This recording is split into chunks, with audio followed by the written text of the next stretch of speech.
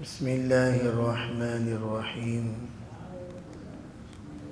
نحمده ونصلی علی رسوله الکریم اما بعد فاعوذ باللہ من الشیطان الرجیم بسم اللہ الرحمن الرحیم والسابقون الأولون من المهاجرين والأنصار والذين اتبعوهم بإحسان رضي الله عنهم ورضوا عنه وأعد لهم جنات تجري من تحتها الأنهار خالدين فيها أبدا ذلك الفوز العظيم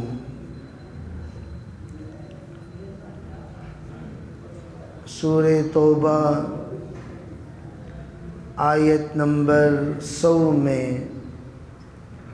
اللہ جل جلالہ امن والہ نے حضرات صحابہ اکرام رضی اللہ تعالی علیہم اجمعین کے صفات اور ان کے مقام اور ان کے حق میں فیصلہ سناتے ہوئے اللہ تعالی نے عجیب ارشاد فرمایا، کہا سبقت حاصل کرنے والے جو لوگ سب سے پہلے سبقت حاصل کیے، آگے بڑھے اپنے قربانی میں، اپنی ہجرت میں، اپنی نصرت میں اور دین کی تائید میں، دین کی اشاعت میں، کون ہے وہ؟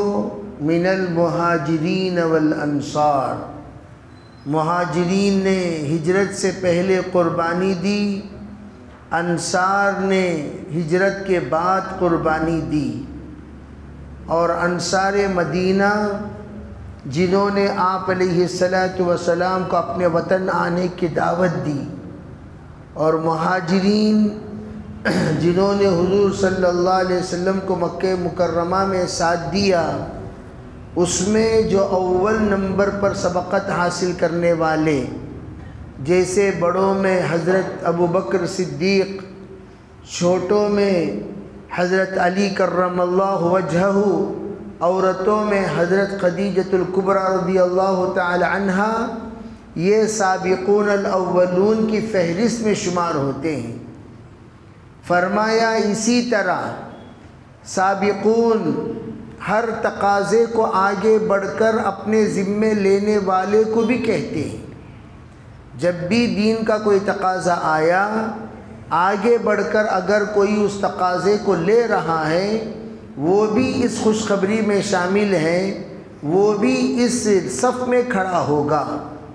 چنانچہ آگے اللہ تعالیٰ نے فرمایا والذین اتبعوہم بإحسان، جو اخلاص کے ساتھ ایسی ہستیوں کی اتباع کرتے ہیں، ان کے نقش قدم پر چلتے ہیں، ان کے قدم بقدم چلتے ہیں، ان کی طرح ہر کام میں آگے بڑھتے ہیں، حضور کو ساتھ دیتے ہیں، قرآن سیکھتے ہیں، قرآن پر عمل کرتے ہیں، شریعت مطہرہ پر زندگی گزارنے کا عزم مصمم کرتے ہیں، قیامت تک ایسے لوگوں کا دروازہ کھلا ہوا ہے۔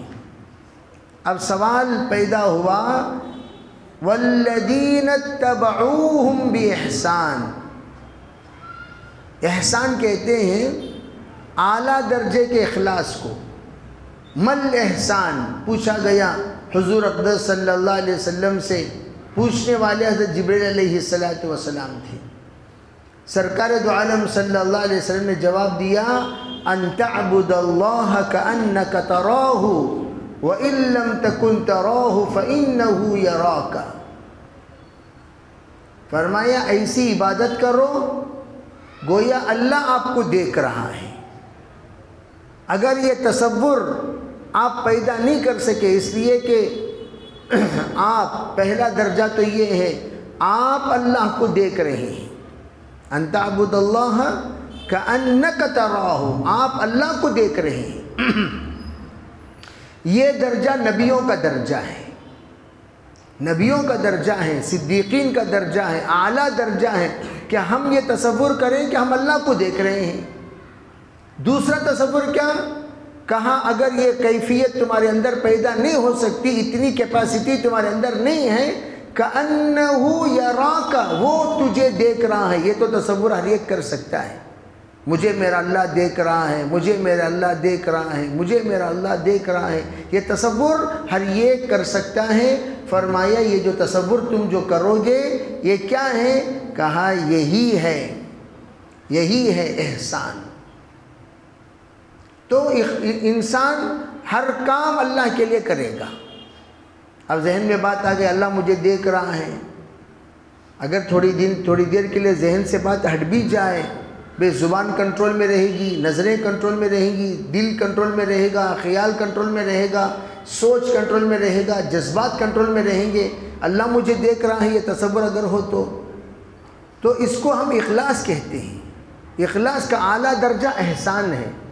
تو فرمایا یہاں پر والذین تبعوہم، پتہ چلا صحابہ اکرام میں جو بھی سبقت حاصل کیے مہاجرین اور انصار میں، یہ لوگ مقتدا ہیں، یہ لوگ رہبر ہیں، یہ لوگ رہنما ہیں، یہ لوگ پیشوا ہیں، یہ لوگ امام ہیں۔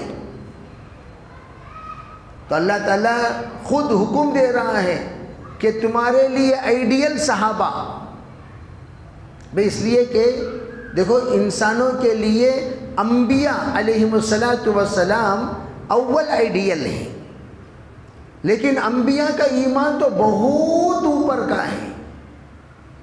نبوت کوئی چاہ کر حاصل نہیں کر سکتا، کوئی چاہے میں نبی بنوں، بن نہیں سکتا جب تک کہ اللہ اسے نبی نہ بنائے۔ جیسے آج کل ہم سنتے رہتے ہیں جھوٹے نبی، ثلاثون کذابون کلہم یزعمون انہ نبی انا خاتم النبیین لا نبی بعدی، 30 جھوٹے نبی پیدا ہوں گے۔ سرکار دو عالم صلی اللہ علیہ وسلم نے فرمایا میں آخری نبی ہوں، میرے بعد کوئی نبی نہیں آئے گا، لیکن لوگ آئیں گے میں نبی ہوں، میں نبی ہوں، میں نبی ہوں کہیں گے۔ ٹینشن مت لیا کرو، میں آخری نبی ہوں۔ کئی لوگ، حیدرآباد میں ایک نے نبوت کا دعویٰ کیا تو اسے مناظرہ کرنے کے لیے علماء پہنچے، کہا آؤ ہم سے بات کرو، لوگوں کو تم ورغلاتے ہو، میں نبی ہوں، میں نبی ہوں، آؤ۔ کہا ٹھیک کل 1 بجے آؤں گا۔ 1 بج گیا، 1:30 بج گیا، 2 بج گیا، 2:30 3 آیا نہیں۔ نوجوانوں کو بھیجا، جاؤ بھائی جا کر پوچھو کیا قصہ نہیں آئے؟ علماء اکرام انتظار میں بیٹھے ہوئے ہیں، کیوں نہیں آئے؟ نہیں میں ریڈی ہو کر نکلنے ہی والے تھا، فوراً وحی نازل ہوئی یا ایہا النبی اپنے گھر میں رہیو۔ کیا وحی نازل ہو گئی؟ یا ایہا النبی اپنے گھر میں رہیو۔ تو جو ہی وحی نازل ہوئی گھر کو چلا گیا، حالانکہ میں نکلنے ہی والا تھا۔ اس طرح کے جوکس وہی نازل ہوا کرتے تھے لوگوں پر۔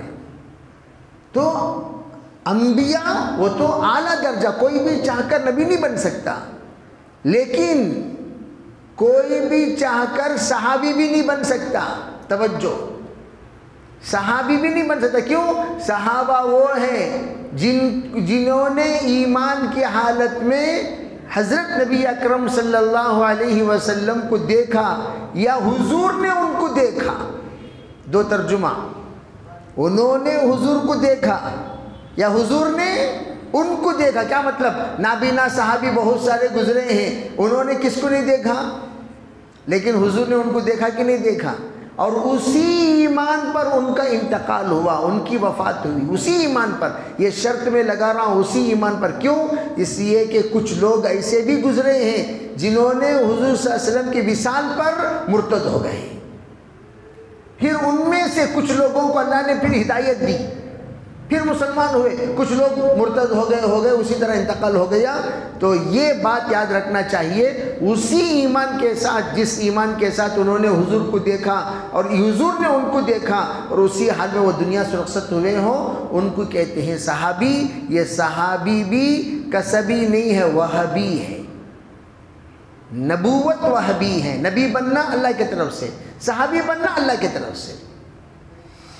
تو اللہ تعالیٰ نے فرمایا بھئی عام صحابہ یہ بھی تمہارے لیے آئیڈیل ہے، نمونہ ہے، ان کے نقش قدم پر چلو۔ کتنے آئیڈیل؟ اللہ اکبر، 1,24,000۔ علماء نے عجیب بات کہی، نبیوں کی تعداد 1,24,000، صحابہ کی تعداد 1,24,000، رسولوں کی تعداد 313، بدرین کی تعداد 313۔ توافق۔ اب سنیے، آنچ خوبا ہما دارن تو تنہا داری، درمیان میں حضور، تمام نبیوں کی خوبیوں کو اللہ تعالیٰ نے حضور میں جمع کیا۔ حضور علیہ السلام نے اپنے اندر کی تمام خوبیوں کو صحابہ میں منتقل کر دیا، بس۔ اور آپ نے فرمایا بلغوا انی ولو آیا، اگر میرے طرف سے تمہیں ایک بھی نشانی پہنچی ہو، یہ ایک بھی سبق ملا ہو، یہ ایک بھی تعلیم ملی ہو، یہ ایک بھی اخلاق تمہیں ملا ہو، آگے تک پہنچا دو۔ 1,24,000۔ عجیب حدیث ہے، لکھا ہے کتابوں میں، جو چاہتا ہے من اراد ان ينظر الى خلیل اللہ، جو چاہتا ہے ابراہیم خلیل اللہ کو دیکھیں، اس کو چاہیے کہ وہ حضرت صدیق اکبر کو دیکھ لیا کرے۔ جو چاہتا ہے موسیٰ کلیم اللہ کو دیکھیں، اسے چاہیے فَلْيَنْظُرْ إِلَىٰ عمر کو دیکھ لیا کریں۔ حضور علیہ السلام کی حدیث، آپ نے فرمایا نبیوں کا نام لے کر، ان کو دیکھنا چاہتے ہو ان کو دیکھو، ان کو دیکھنا چاہتے ہو ان کو دیکھو، ان کو دیکھنا چاہتے ہو ان کو دیکھو۔ کیا پتا چلا؟ ادھر جو کچھ بھی حضور کے اندر تمام صفات کو جمع کیا اللہ نے، وہ سب کو امانت کے طور پر حضور صلی اللہ علیہ وسلم نے سب کو عطا کر دیا۔ چنانچہ حجۃ الوداع میں آپ نے کیا فرمایا؟ الا هل بلغت، اے لوگو بتاؤ جو امانت اللہ نے مجھے دی میں نے تم تک پہنچایا کہ نہیں پہنچایا؟ عملاً، قولاً، صفتاً، تربیتاً، ہر چیز۔ دیکھو بھئی، یہ حضور کا سب سے بڑا معجزہ ہے۔ صرف 10 سال آپ کو جو ٹائم ملا سبق پڑھانے کا، دین سکھانے کا، دین سمجھانے کا، صرف سمجھانے کا نہیں، جیسے میں بھی تقریباً 25 سال سے سبق پڑھا رہا ہوں، حضور صلی اللہ علیہ وسلم کو تو 10 ہی سال ملے بھائی۔ مکہ کا دور یہ تو سہنے میں گزر گیا، مدینے کا دور سنبھالنے میں گزر گیا۔ ادھر سے فتنہ، ادھر سے فتنہ، ادھر سے فتنہ، ادھر سے فتنہ، اور ذمہ داری کتنی بڑی، قیامت تک آنے والے لوگوں کو سبق پڑھانا ہے۔ ایسا نمونہ آپ کو تیار کرنا ہے ایک ایک فرد کو۔ اسی لیے علماء کہتے ہیں ایک ایک صحابی حضور کا معجزہ۔ عربی سمجھ رہے نہیں سمجھے؟ ایک ایک صحابی کون ہے؟ حضور صلی اللہ علیہ وسلم کا معجزہ۔ میں کہتا ہوں ٹھیک ہے بھائی، تمہیں ابا ہیں، تمہارے سکا تمہارے بچے کو بنا کو دکھاؤ، دم رہا تو تم نہ، تمہارے سکے تمہارے بچے بننا ہو سکتے ہیں کیا بھائی؟ کہاں ہو سکتی؟ یہ ایک صفت ہے تو دوسری نہیں، دوسری ہے تو تیسری نہیں، تیسری تو پن ٹو پن، یہاں تک کہ حضور نے فرمایا اگر تم چاہتے ہو میری اتباع کرنا، میرے صحابہ کی اتباع کر لو، تم جنت تک پہنچ جاؤ گے۔ قُلْ إِن كُنْتُمْ تُحِبُّونَ اللَّهَ فَاتَّبِعُونِي۔ حضور نے کیا فرمایا؟ اللہ نے کیا فرمایا؟ کہہ دیجئے حضور اگر تم چاہتے ہو اللہ کی اتباع کرنا، میری اتباع کرو۔ حضور علیہ السلام سے اللہ کیا کہلوا رہا ہے؟ اور یہ بھی کہہ دیجئے اگر تم چاہتے ہو جنت تک جانا، صحابہ کی اتباع کرو۔ والذین اتبعوہم بإحسان، صحابہ کی اتباع کرو۔ میری اتباع کرو جنتی ہو. اگر تم میری اتباع کرنا چاہتے ہو 1,24,000 صحابی میں سے جس کسی کی بھی اتباع کرو گے جنت تک پہنچ جاؤ گے. حضرت قاری محمد طیب صاحب رحمۃ اللہ نے فرمایا کہ اگر صحابہ کے زمانے کے گنہگار کی طرح، توجہ سے سمجھنا اس بات کو، ہمارے زمانے کا گنہگار ہو جائے. کس کے زمانے گنہگار کی طرح؟ ہمارے زمانے میں گناہ کر کو بھی فرشتے کے سکا دکھاتی ہے اپنے آپ کو، میں کیا بھی نہیں کر، جھوٹ بول دیں گے ابھی، جھوٹ ویسا کہ تو حالانکہ تالو سے لے کو تلوے تک جھوٹی نہیں، ویسا کہ تو کہتا ہے چھتری پن کرتا ہے کیا، حالانکہ نہیں چھتریوں کا سردار. ارے یہ حالت رہ کر ہم کرتے کیا ہیں؟ ہم کرتے کیا ہیں؟ چھپاتے ہیں. لیکن صحابہ کے زمانے میں غلطی اگر کسی سے سرزد ہو جاتی تھی وہ آ کر حضور صلی اللہ علیہ وسلم کے سامنے یہ کہتے تھے طہرنی یا رسول اللہ، حضور مجھے پاک کر دیجئے. کیا کہتے تھے؟ حضور مجھے پاک کر دیجئے. کیا مطلب؟ جو گندگی میرے ساتھ گناہ کی لگی ہوئی ہے وہ یہاں پاک کر ڈالو، آخرت میں اس کی سزا اللہ مجھے نہ دے. یہاں کی سزا میں برداشت کر لیتا ہوں، آخرت کی سزا. اسی لیے جب کسی کی سنگسار کیا جا رہا تھا، ان کا خون کا قطرہ حضرت عمر فاروق رضی اللہ تعالیٰ عنہ پر پڑا تو حضرت عمر حضور بازو، اے عمر کیا کہہ رہے ہو بھائی؟ کہا حضور، فرمایا جس بندے کی سنگساری کی جا رہی ہے اس نے ایسی توبہ کی ہے، اگر اس کی توبہ کو حجاز میں تقسیم کر دیا جائے سب کی مغفرت ہو جائے. اندازہ لگاؤ کتنی پاورفل توبہ کرے رہیں گے انہوں. کیا پتا چلا؟ ارے بھی حضور کے زمانے میں جن سے غلطی سرزد ہوئی وہ غلطی کو خود اقرار کر لیا کرتے تھے. حج قاری صاحب نے اسی کو فرمایا رحمۃ اللہ علیہ نے کہ بھئی اگر ہمارا گنہگار صحابہ کے گنہگار کی طرح ہو گیا تو اس کی نجات ہو گئی. گناہ کر کو مان لینا، ہو بھئی مجھ سے غلطی ہوئی، نہیں اسے شیطان بولتے ہیں. سو کیا نہیں، کیا بھی کریا نہیں، تو کیا بھی کریا نہیں، اب تک خاموش. بول بھئی کیا بھی کریا نہیں، پوچھو اپنے آپ سے، عینک کے سامنے کھڑ کو، تو کیا بھی کریا نہیں؟ بہت صوفی تو کسے پوچھنا سو؟ اپنے آپ کو کس کے سامنے کھڑ کو؟ عینک کے سامنے. کیا بھی کریا نہیں کیا بات تو؟ عینک بولے گا کیا با زندگی میں کتنے غلطیاں کریا، توبہ کر.